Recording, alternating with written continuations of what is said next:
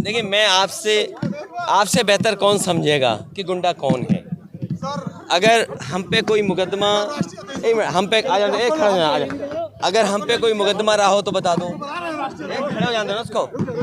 देखिए वो इसलिए बोल रहे हैं क्योंकि उनके खुद मुकदमे वापस हुए हैं, और कोई डिप्टी सीएम बना हो वो इसलिए बने हैं कि उन्हें असिस्टेंट चाहिए था। मुख्यमंत्री जी को असिस्टेंट चाहिए था, असिस्टेंट चाहिए था उन्हें, कि कोई उनकी अनुपस्थिति में, और खासकर कोई पिछड़ा वो बोले जा करके। अरे वो जो बीजेपी में पिछड़ा चला जाता है उसकी आत्मा मर जाती है। बताओ, उन्हें शर्म नहीं आ रही है कि किस तरीके से अपमानित किया जा रहा है। उन्हें शर्म आनी चाहिए कि किस तरीके से लोगों को अपमानित किया जा रहा है, और वो भी उन्हें कभी स्टूल पे बैठाया गया।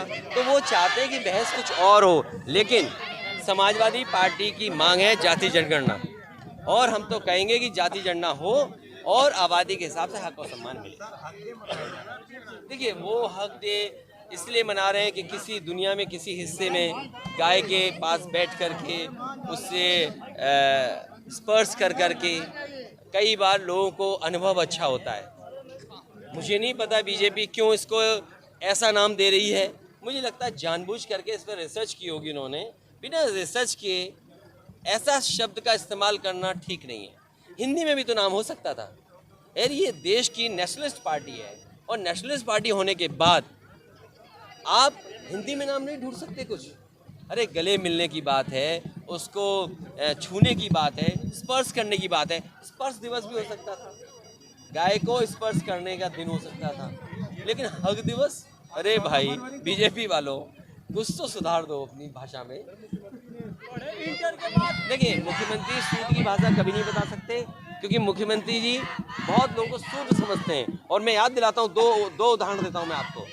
मुख्यमंत्री जी जब अपने जिले के बगल में गए थे, तो जो दलित, आदिवासी और पिछड़े बच्चे थे, परिवार जिनसे मिलना था उन्हें, उन सबको साबुन से नहलवाया था, और कहा कि इनमें स्मेल आती है, ये साफ सुथरे नहीं आएंगे तो मिलेंगे नहीं। और दूसरा उदाहरण देता हूँ मैं, किसी भी मुख्यमंत्री ने कालिदास माँ को गंगा जल से नहीं धुलवाया था।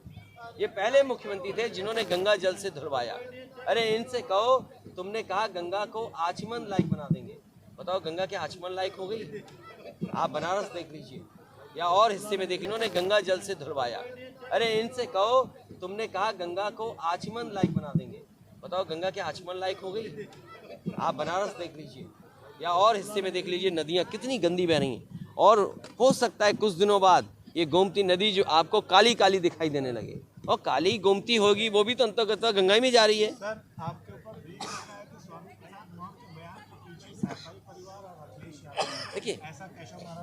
यादव। देखिए वो मैं आपको फिर बता देता हूँ, बीजेपी कभी सामने नहीं आना चाहती। और बीजेपी से मैं कहूँगा, महाभारत का ज्ञान बहुत है ना उन्हें।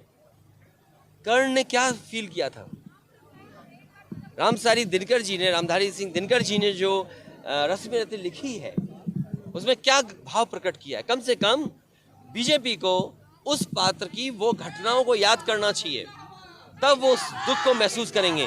और ये मैंने कहा आपसे, ये जितने बीजेपी पिछड़े हैं सबकी आत्मा मर गई है। ये कभी जाति जनगणना नहीं चाहेंगे, कभी जो आपके नौकरियों में जो भेदभाव हो रहा है, जो आरक्षण छीना है, उसके बारे में नहीं बोलेंगे।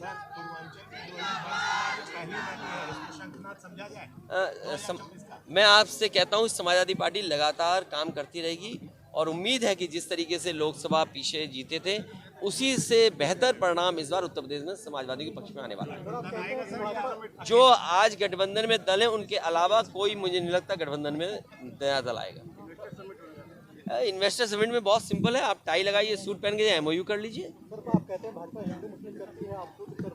नहीं, हम शुद्ध नहीं कर रहे हैं, हम केवल जानना चाहते हैं उनसे। भाई मैं खुद उस मंदिर में जाना चाहता था। सवाल ये पूछना चाहिए था कि मुझे क्यों रोका? आप पुलिस फोर्स क्यों नहीं थी, सिक्योरिटी क्यों नहीं थी?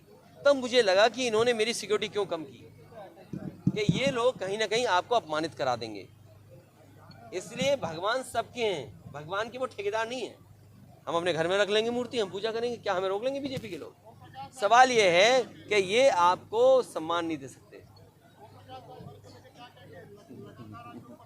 भाई मैं कुछ नहीं कहूँगा, उनका गाना याद करके मैं बड़ा खुश होता हूँ कि चल सन्यासी मंदिर में।